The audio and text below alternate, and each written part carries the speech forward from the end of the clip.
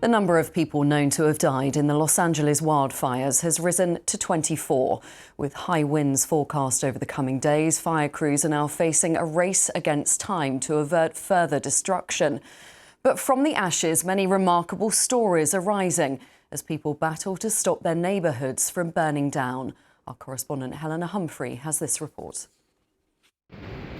Oh, my house. For 36 years, fighting fires was Rich Snyder's profession. Now retired, when flames tore through his community in Pasadena, it was personal. Armed with a hose and with his bare hands, suddenly he wasn't just saving strangers. He was saving his neighbours and their homes. Lord, help us. Lord, with your hands. Whether it was divine intervention or Rich's sheer determination, their lives were saved. Among them, a neighbour with additional needs, confused amid the chaos. No, Greg, your house is on fire. Your house is... Greg, you have to come with me. I've still got to process it.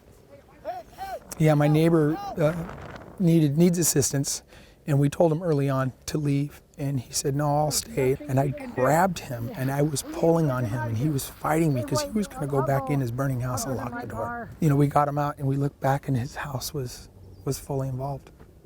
Across LA County, some 60 square miles of land, now scorched earth.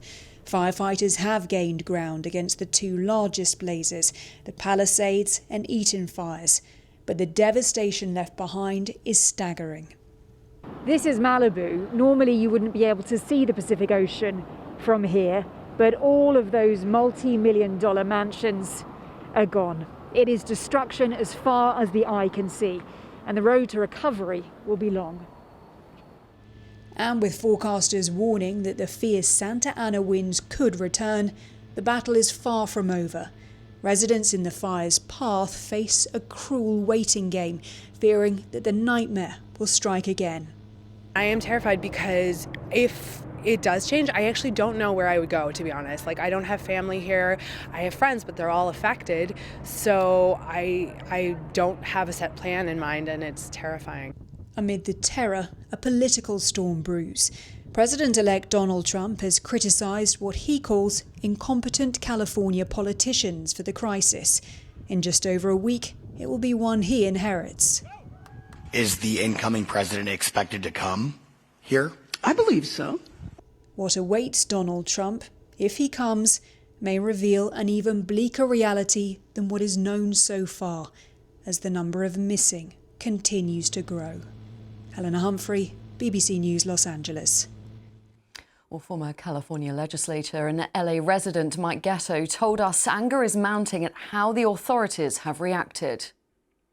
There's a lot of anger here. I'm not going to lie to you. I am a Democrat. California is a state that is run by Democrats. There's a lot of voters here who are Democrats. But more and more, I am hearing quite a bit of rage from people who live in Los Angeles at our Democratic elected officials. The common phrase that's going around is that this was 50% weather and 50% incompetence. It's things like the response time, the preparation, did we heed the warnings? Angelinos, just to give you a sense of things, the other day we all got a frantic notice on our cell phones that said you need to evacuate. Just about everybody in this county of 10 million thought that their house was on fire or their street was on fire. It turned out to be a false alarm. They announced it was a false alarm, and then a few hours later we got another evacuation notice that was another false alarm. And so, just things like that don't really impart much trust with authorities. If you can't listen to the evacuation notices and it becomes the boy who cries wolf, people are going to die because they're going to ignore the next one. Well, KJ Matthews, a journalist in LA, told us what she's been doing to help her neighbours as thousands have lost their belongings and their homes. I'll be honest with you. I was born and raised in Los Angeles. And so this is scary. This is my hometown. This is the town that raised me. And to see all the people, many that I know, that have been displaced, either they have lost their home completely and they're homeless, or there's been damage to their home and their area has been evacuated and it's just untenable. They can't move right back in until repairs are made. So to see that, and then every day you're waking up and you're hoping that today is the day that all the fires will be put out, and that's not the case. And the winds either die down or they pick back up. You know, over this weekend, I was lucky enough to have the winds die down a bit so that I can get out and donate. I've always wanted to donate the last couple of days, but I was a little bit afraid because they had more evacuations going on, particularly in the San Fernando Valley. And so I didn't want to drive in that area. I didn't want to be an impediment to the hardworking firefighters that were trying to put out the fires.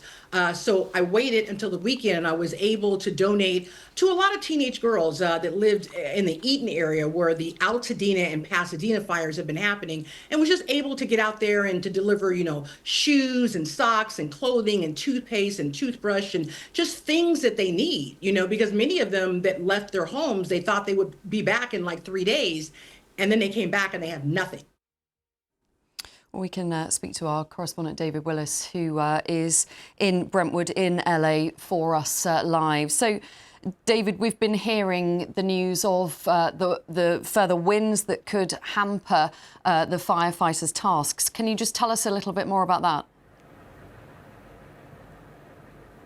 That's right. And just to bring you up to speed, it is, just after 1 o'clock in the morning here. And as you can see behind me, a curfew is in place on the outskirts of Brentwood, the latest upmarket enclave to find itself in the crosshairs of the worst disaster in California's history. Evacuation orders are in place around here, and the power is out all around us in this part of Sunset Boulevard after winds picked up over the weekend, and those winds are expected to gain in strength over the course of the next 3 days to hurricane force in places, and that's prompted officials here to declare that the evacuation orders will remain in place until Thursday morning at the earliest before they are lifted, to obviously the chagrin of many here who've been displaced from their homes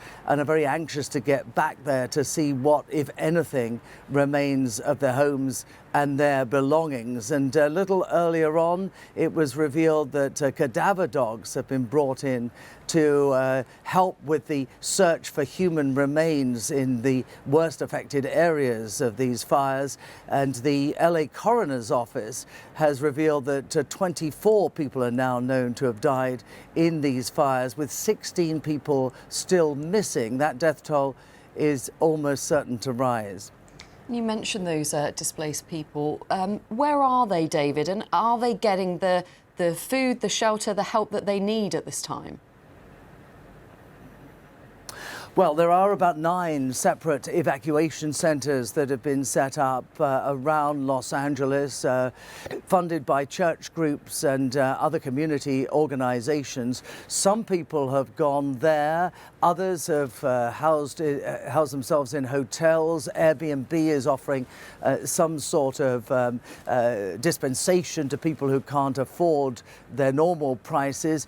And there are those, of course, who have moved out of town completely, some to relatives in other states, some perhaps to seek a new life away from the sort of threat that these fires can pose. It's going to be a massive rebuilding operation, and I think there's quite a few people who won't have the stomach for it.